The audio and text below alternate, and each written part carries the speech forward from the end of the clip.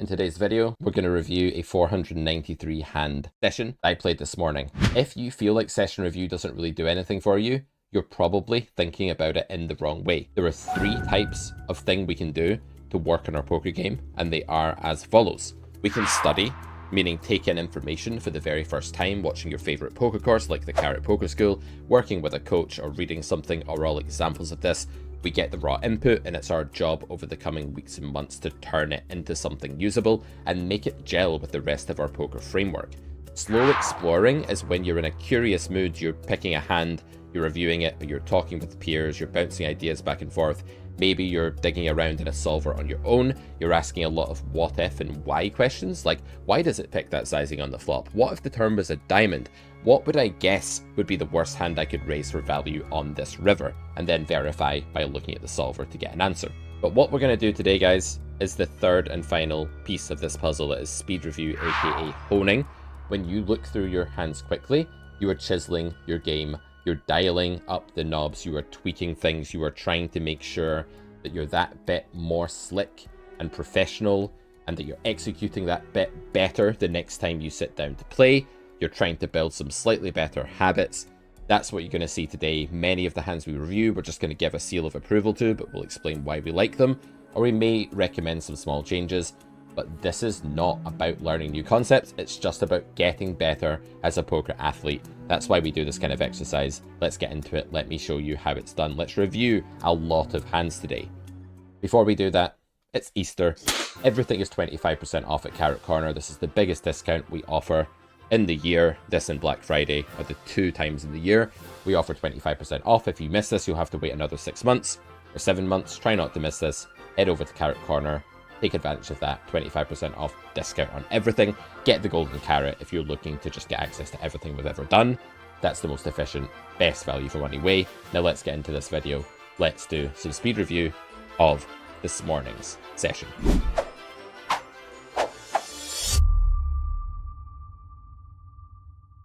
I've set up a filter in Poker Tracker 4 to just show me hands from this morning's session that were between 12 and 300 big blinds in pot size, and where we got to the turn and had a decision thereafter. What this does is it just filters out all of the nonsense, so we don't have to look at like folding to completely standard flop C bets or anything like that. Let's start with pocket aces. We have 24 hands that fit this bill, so let's move quite quickly. Let's line check and not get too bogged down.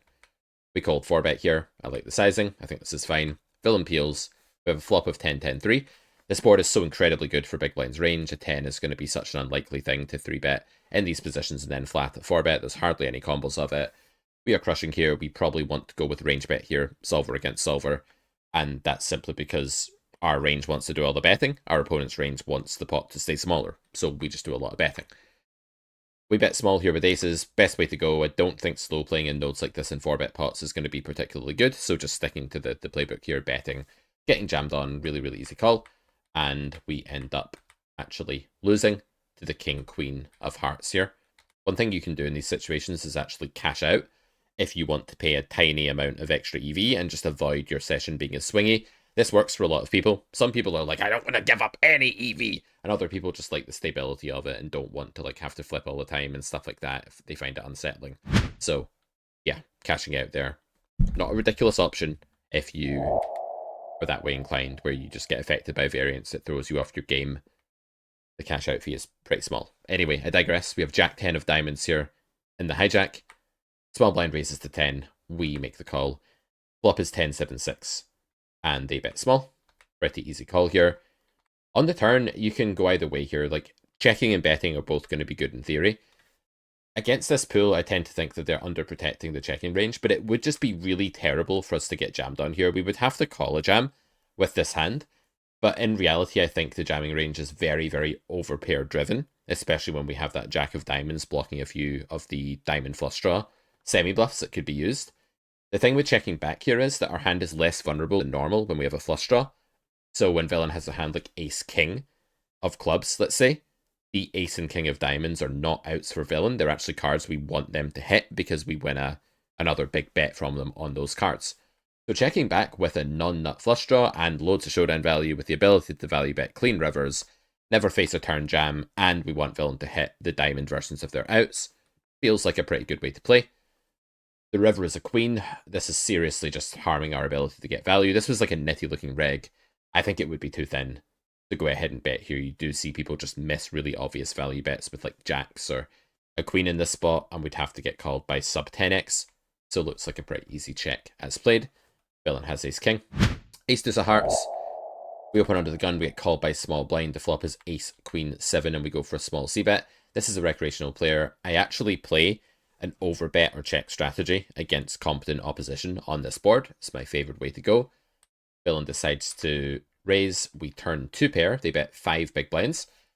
Probably this is a lot of merging, like some 2-pair, some 1-pair, some ace-x plus club, that kind of thing. I don't think it's like totally ridiculous to just raise the turn with this hand against this sizing.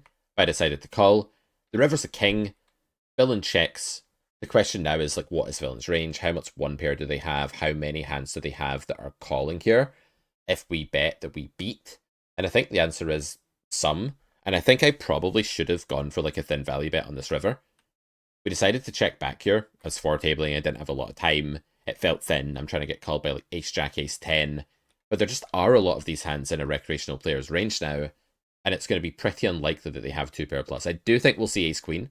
And I do think we'll see ace 7 and hands like this that beat us. But by the same token, we'll also see queen 7 suited at some frequency. We'll also see something like king x that hit the river, like king jack or king 10.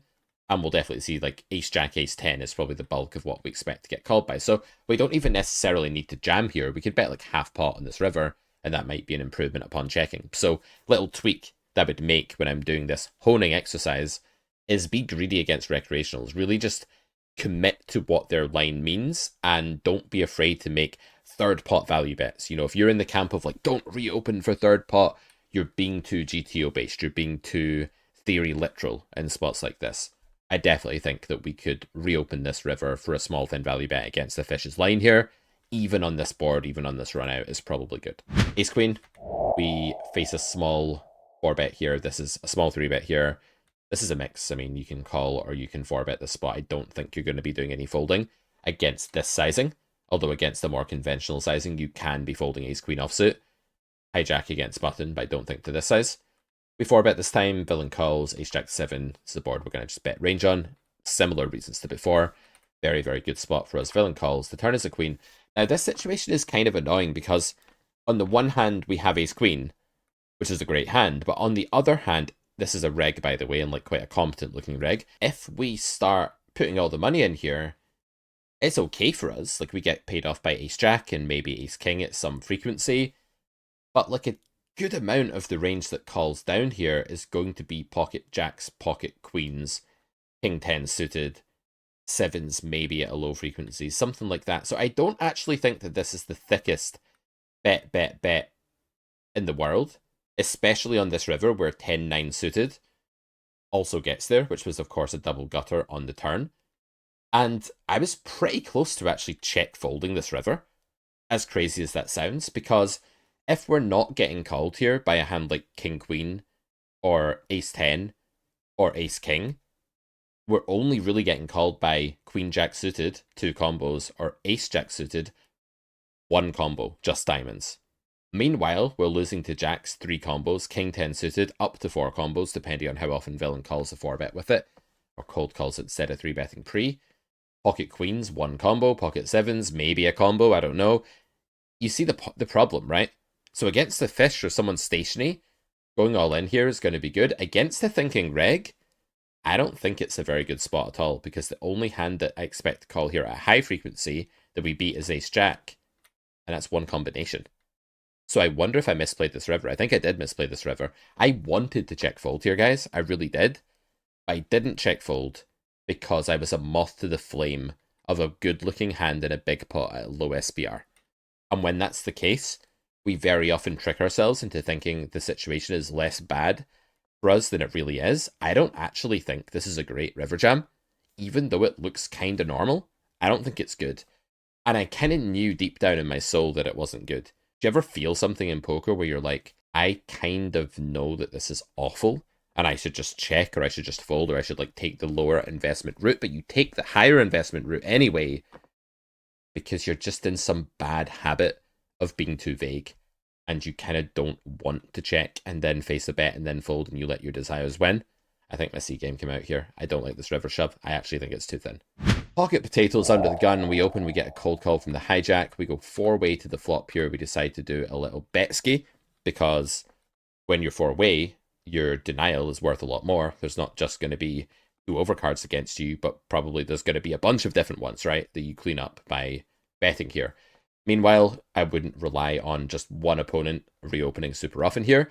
My hand is not strong enough to check raise, so that goes out the window. So betting is kind of the main mode of investment I think is good here. So don't just auto check this spot, try and figure out what's the best line in these spots. I'm super happy with my flop bet here. I think it's really good. Turn, I just want to see myself go nice and big. There are hands like flush draws, 6-5, worse sets, stuff like this out there that's just not going anywhere. And the villain does have a hand like 8s. Some stationary players in this pool will call again, even with that. We get called. We jam the river. Yes, we block a 10. I'm not so bothered about that. I'm just hoping that I'm coolering some hand here, some 2-pair hand that crept in, recreational player in a small blind, some worse set, someone that just wants to get stationary. Like, sometimes you just get called down by absolutely abysmal bluff captures for no reason on GG. So, yeah, shoving river seems okay here. I could maybe be talked into, like, a smaller bet being better or equivalent, I don't know, but I just went for the jam, which I don't hate too much. King 3 of hearts in the big blind. We call. Villain big bets the flop. The turn checks through, and then we're on the river here. We check, and villain checks back. Okay, that one just crept above the threshold. It's not really very meaningful.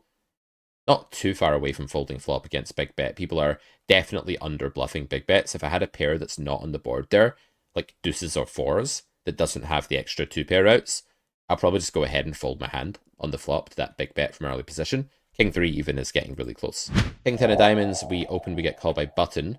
And we start with a check here. It checks back, and we go for a block on the turn. The way I see this spot is that we would have some B75s and we would have some blocks, like if we're building like a theoretical strategy here.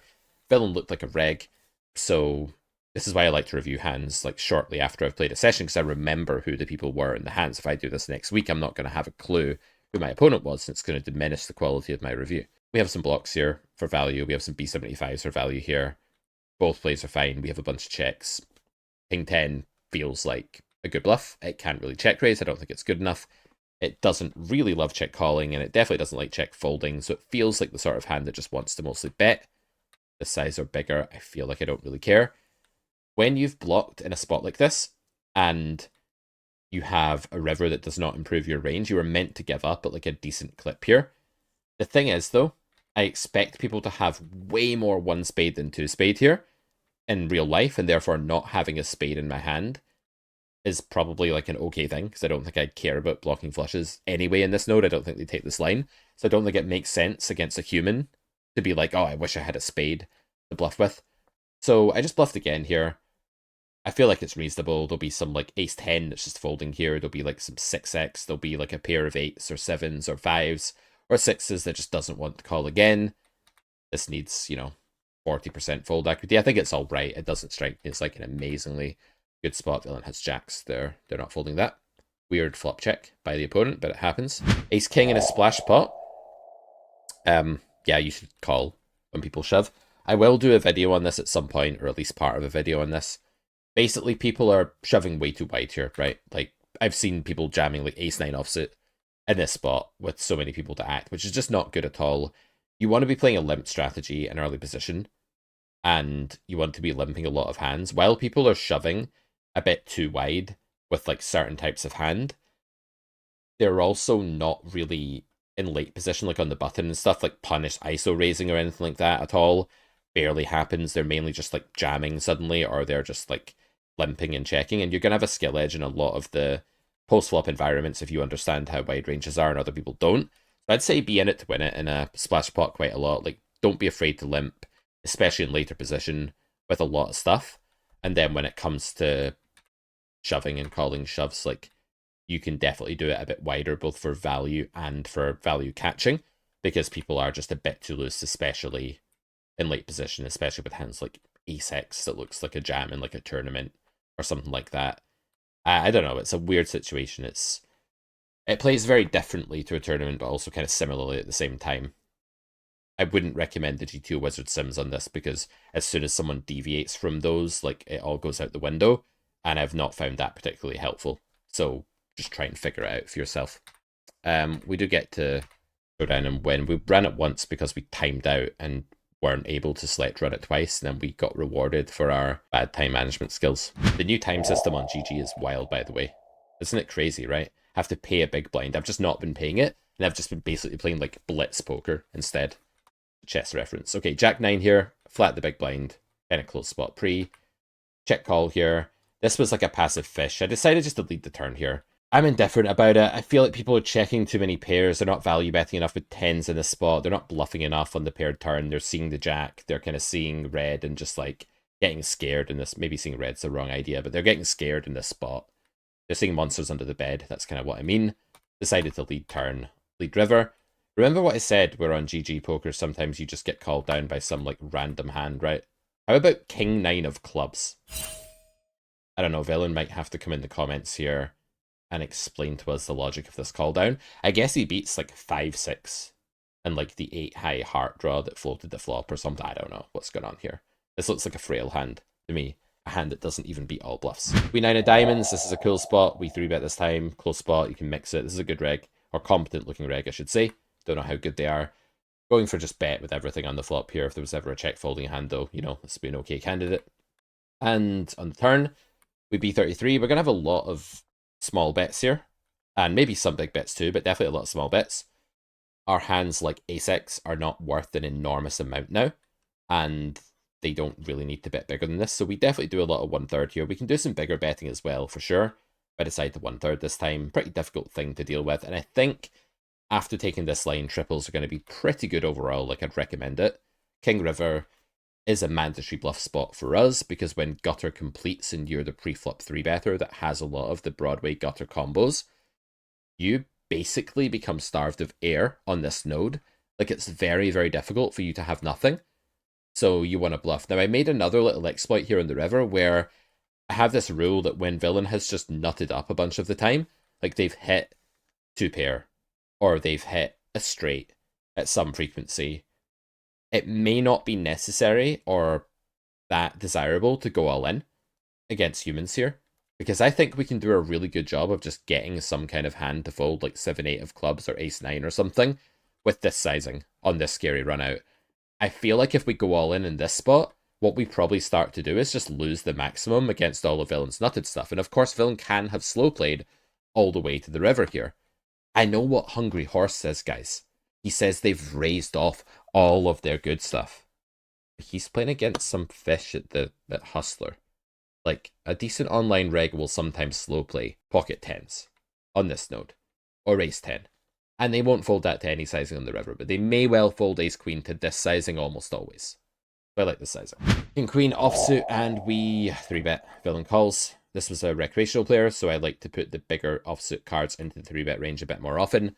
We go small here, and we go for a check on the turn and a block on the river. This feels like not enough betting volume, like not enough money going in. Like, I did have the read this was a recreational. Like, not like a drooling whale. Like, I'm not saying this was a horrifically loose player, but I think I prefer just betting the turn. I don't know why I didn't bet the turn. This might have been like one of those times I'm scrambling for time.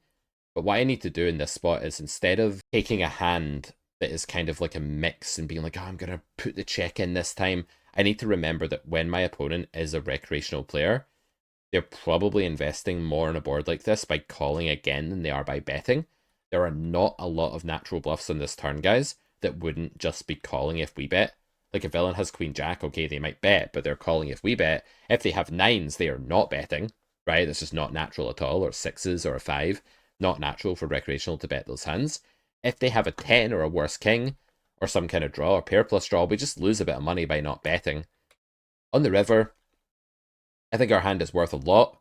Villain can have queens, jacks, 10x, 9s, 7s, they cannot believe us. There's a load of stations. They have a flush draw really rarely. This river bet's a big mistake. Like, this is okay against the right sort of player. Like, you do want to play a lot of block on this river, and block is good here against an aggressive opponent that's going to bluff raise you a ton. And I can think of a couple of types of player / poker cultures against whom you definitely want to block here, because they will over bluff the hell out of this with pocket sevens. We talked about this in our video on exploiting regs in 2025, especially mass data regs. But this was the wrong opponent type. This looked like a recreational to me, and I've treated them as if they're some kind of reg. So I don't like the way I played this hand. I think it's pretty bad, actually. And I can diagnose why it happened. I've just, like, not taken the time to concentrate enough on this being a one-tabler. This player would have had the one-tabler tag, probably, because I like to scour the lobby and assign those tags. And unfortunately, I've not acted on that tag. I've kind of ignored it, which is kind of inexcusable, and I'll fix that. Aces.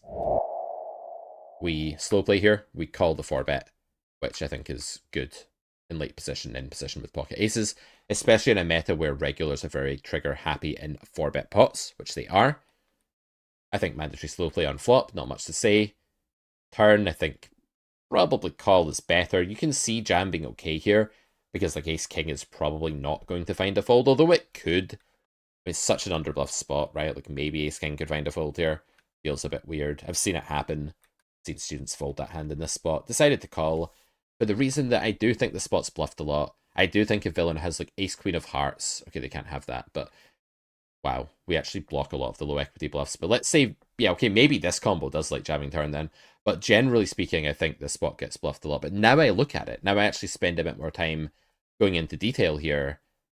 What is villain really bluffing with? If they have like jacks with a club, queens with a club, maybe I just like shoving against that to deny or to just get called. And if they have a king, shoving can't be too bad. I don't think they're likely to fold it that often. And we block a lot of the nothing with these two cards. Ace of hearts and ace of diamonds block a lot of nothing. I could have taken a bit more time here. I could have considered my blockers a bit more. I could have tried to play a bit more intelligently rather than just being like, oh, they overbluff 4-bet pots sometimes, so I call. I don't think this texture is actually one of those. And this really sucks. Like, now I look at this now, out of game, I'm actually, like, quite close to wanting to fold. Because what are you bluffing with? Ace-jack, I block almost entirely. Ace-5 suited, okay. Are you really betting the turn with, like, ace-5 of hearts or diamonds? I block those heavily. I think this might be a fold. Could they just have ace-king and think their hand is just worth sticking the rest in on the river? Like, maybe. Maybe. In game, I didn't really bat an eyelid. I just decided that, like, there's no way I can bring myself to fold aces in a 4-bet pot, but if there's ever a time to do it, it's here. And I've really got to do a better job of snapping myself out of this autopilot mode. I thought I played well this morning, but now I look back on it, I don't know if this is... It's at least not a clear call. But I was never going to fold this spot in game, you know? I was just never going to do it. And yeah, that's kind of C game. I've got to snap myself out of this, like, that's it, I'm going with it, nothing can make me fold mentality. I've got to be more open-minded and curious about folding, as I would be about bluffing or value betting or taking some cool line. For some reason, I get too defensive and I just don't want to think about folding when my hand is, like, a weird-looking fold. I'm not finding the weird, juicy folds enough. That's the problem. 4-bet aces again. We bet tiny. Villain raises. This is close. I do think they're almost never folding to a jam here.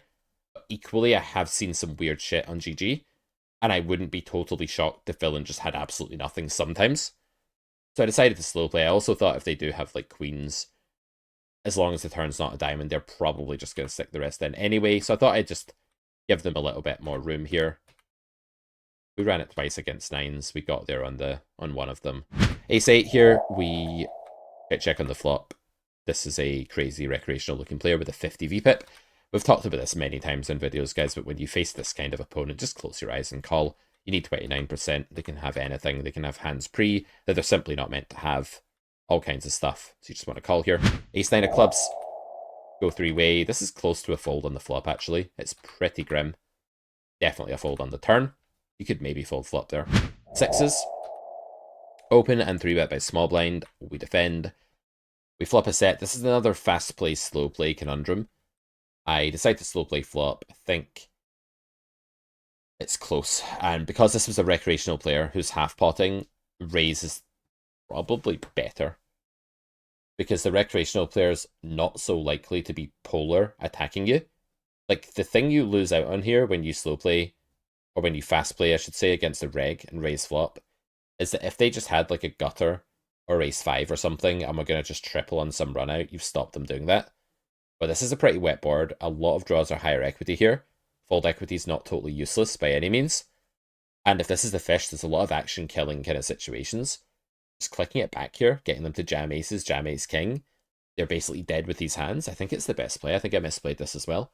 Because again, I was too vague. Okay, I want to be a bit kind to myself here because the time situation on GG, I've not got used to it yet, and you're having to act really, really quick. And I am four tabling, trying to get volume in and things like that. Trying to play whenever I can, set aside some days where I'm not coaching, that sort of thing. So I'll be gentle with myself here, but I do think I should fall back on the mantra of fast play against the recreational and probably slow play against the reg here, although I think either plays okay against the reg. Decided to shove the turn. I think there's a few too many annoying rivers now where we don't win at all, and I think it's just very likely that their value range is bet calling off now. I don't know though. I think flop is really the place that we want to fast play the spot. Turn seems close to me. I don't really mind. Villain has ace king to get it in dead, so all's well that ends well, I guess. But yeah, it's actually a terrible thing to say. We lost EV with that flop slow play. 6-9 of diamonds, and we peel the big blind ace king 8.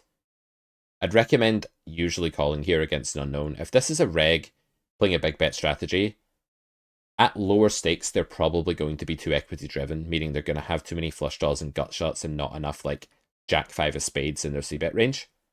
So going ahead and like not raising this with a terrible flush draw is probably a good idea. Goes check, check. You want to pick a sizing for river. Ostensibly, you could have lots of sizes here. You could have a block for like your ace-x. You have some two-pair and stuff. You can have a big bet for that. And then you can have an overbet for things like straights. I don't really mind, to be honest. I think you can do all sorts of things. I probably just roll this sort of spot for the most part. Although I guess you could spend, against a weaker player, you'd want to spend a bit more time trying to figure out what's best. But yeah, as long as you bluff here, you're not going to go too wrong. 3-bet a7 suited, small blind button against the reg, small bet. And when you block some backdoors and just have absolutely nothing in the turn is like kind of to do with the flop and decent for the button calling range. Generally want to be checking the spot, but reigniting on this river is going to be good. You're going to be checking a lot of queen X. You're going to have some aces, some kings. You're going to have some slow plays. You could have all different sizes here again. You can have a block. You can have a bigger bet. You can have an overbet. I went for the block bet here. Now that I look at this, I think mostly we want to just play bigger bets than this because like our range is mostly queen X, kings, aces, etc. for value, and I think that stuff can just go bigger against this line from pool. I don't think they're going to slow play turn very well here. I don't actually think this is the right sizing to use at high frequency. I'm struggling to find too many hands that would want to block bet here. Maybe like a really bad queen, like queen 10. Maybe pocket 10s if we didn't think that was too thin, although it's pretty thin. Yeah, I don't really think this is right. So quite a few inaccuracies, villain calls with 9s. Okay, fair enough. I mean, I'm probably just over bluffing because honestly, I probably go bigger with almost all value hands. So yeah, I don't really like the way I've played this. I've maybe like ended up over bluffing in quite a transparent way there by just not thinking carefully enough about my range. But again, it's like blitz poker, right? It's very hard to do it when you're four tabling and you have like 7 seconds to act, or you have to pay everyone some money. That's now the time bank situation. So everyone makes more mistakes in this climate. That's just the way it goes. Jacks, you can call, you can 4-bet. We call this time. And this runs out 4 flush. You could convince me that there's some river sizing that's better than checking, but I do think too many people are just checking down 9s and 10s, no heart here. I think there's a bit too much showdown. Ace Jack, I wouldn't squeeze the spot. People are generally over defending these nodes to squeezes, so you just want to go a bit bigger linear than this hand. We call King Jack for monotone, and we go for a check. We end up check calling. We go 3-way. We hit the flush on the turn, and we go for a block lead. This is an improvement upon check because people are just not bluffing or value betting thinly in these nodes, and if they do value bet thinly, they're probably not going to want to call a check raise with a worse flush, usually. Therefore, the cleanest way to just get value is to make sure that some draws, like 2-pair and sets, that's what those are now, they're draws, can call us, but also that some worse flushes don't get the chance to just pot control and check back. So leading is good. Could you lead bigger? Maybe. Does it become a bit ridiculous and a bit obvious that you just have the nut flush if you bomb it here? Yes, absolutely. If you're against an absolute maniac fish, do you care? No, probably not. I didn't have that read. And the river pairs, which is a bit annoying because King 8 is kind of a thing. I guess there's some pocket fours maybe that just didn't want to raise flop on monotone. There's a few boats here, not a ton of boats, but some. I go for this sizing. What's in my head here is just that it's just very obvious that I'm not bluffing. Like, nobody is bluffing the spot. So I really don't think I want to go too big. We get min clicked, which is really sad. The reason I don't fold here is not that I think my opponent's ever bluffing. It's that I'm getting 14% required equity, and they might be bad at cards. To the extent that they think the Queen of Clubs or something like that is a value raise here. It can happen. At 14%, yeah, I do think I'm usually running into a boat here, but I'm going to call. I don't think it's like 86% losing, and villain has the Queen of Clubs. Yeah, weird one. 10-5 of clubs, we peel. Pretty loose defend, but against min, I think it's going to be okay. Checks all the way to the river. We bet 1 big blind. As a block, you can block whatever size you want. This is thin, but I think it's okay. And this is a recreational player. We need 25% equity. They've probably bet most of their good hands by now. This can have caused some spew. I'm just going to call this spot. Not worry about it. When you're getting good pot odds against the recreational, you don't want to be tricking yourself into hero folding. And ace-king, we go for a 3-bet, 9-7-4. Check. And we're going to just delayed c-bet here. The sizing's fine. They're not going to have an especially strong range. I don't think we can get super greedy with this hand. And yeah, it's not a spot where I think like bombing because we have the ace of clubs and the king of hearts is going to be amazing. We're still losing sometimes. I think this is decent sizing. Villain folds. Not too much to say. You could maybe make an argument for just a bigger bet because things like jacks with a heart, tens with a heart, eights with a heart, ace-x are probably never folding. And they're inelastic. So yeah, probably didn't think hard enough there. I think bigger bet's probably better. Ace queen of diamonds. We end up just like mixing the spot against the reg. This is not going to be a 3-street hand. It's not even going to be like a 2-street hand necessarily. Although against weaker opponents, I definitely bet the turn. Good regs are going to understand that they can slow play on this turn and go for check raises, and they want to be checking really often. So mixing in some check here is fine. And against overbet, I think we're just a bit too good here. We could be value chopping. Villain could have ace-queen for this bet, for example. And we block king-queen in 2-pair combos. It feels like way too good a catcher, if it is a catcher. We run into the nuts. And finally, the 3 deuce of hearts. We peel the cutoff open from the fish. It goes check. I don't really like to just lead out on double paired because ace-x just doesn't really fold. But on this 7 river, I just figured, right, is there a sizing now that's going to get me enough fold equity? And I thought, yes. And this is twofold. Like, one, a lot of their range is just king high, jack high, or 10 high. And actually, fish will bet ace-x on the turn sometimes because it's like, oh, I have the best kicker. So I actually think ace-x leaves their range more than like queen-x does when they don't bet. And that's completely backwards, of course. But for a recreational player, I think it's how it goes. And the other part of this is, you know, we're risking just over a pot, like a slight overbet. We're going to need a bit over 50%. We're going to need something like high 50s here. And they could fold an ace, right? They could fold an ace. They could fold a chop. They could have like pocket fours and just have nothing and fold what is actually like playing the board. They could decide that we're not bluffing here when we use this sizing and fold an ace. Sometimes. So through the combination of them either not having an ace or better, hardly ever having an overpair, hardly ever having a boat, and maybe folding an ace sometimes, I figured this would be better than checking with the old playing the board hand. We did get called by the ace this time. I think it's fine though. So what I learned there through reviewing that session is that when you're playing quick poker, you're playing like 4 tables of Zoom in this like very small time bank new environment that GG have created, you're going to make a load of mistakes that fly under your radar because you didn't have time to spot that they were mistakes. The things I'm going to take into my next session, and remember this is an exercise in honing and chiseling your game, are going to be being greedier for value and just remembering when my opponent's a 1 tabler that I need to get greedier. That's by far the biggest leak this morning. I was just a bit sort of timid with value bet sizing in a few different spots against recreational players. And also opening my mind to folding. Like being curious and open to folding in the same way that you might be curious about a certain value bet or bluff or fancy line. Because there were spots there that at the time I just dismissed as like nowhere near a fold that I actually think, and I mean the ace-queen hand here and the pocket aces hand in the 4-bet pot here, are check folds in the former case and probably a fold in the latter case, although it is close. But the point is I was miles away from that in that hand. So this was a really interesting exercise. I'd recommend you guys try it. Set up a filter like this. We went over 24 hands today. A lot of them we just breezed through. But throughout that exercise, we've been able to extract general rules about how to improve the next session. Because we're not sat here trying to learn specific things about poker. We're trying to improve our performance. And that's the goal of Speed Review. Hope you liked it. Click the top link in the description to get the most out of our Easter sale. It's only going to be running for a few days. Get in there, and I'll see you in the next video. Bye for now.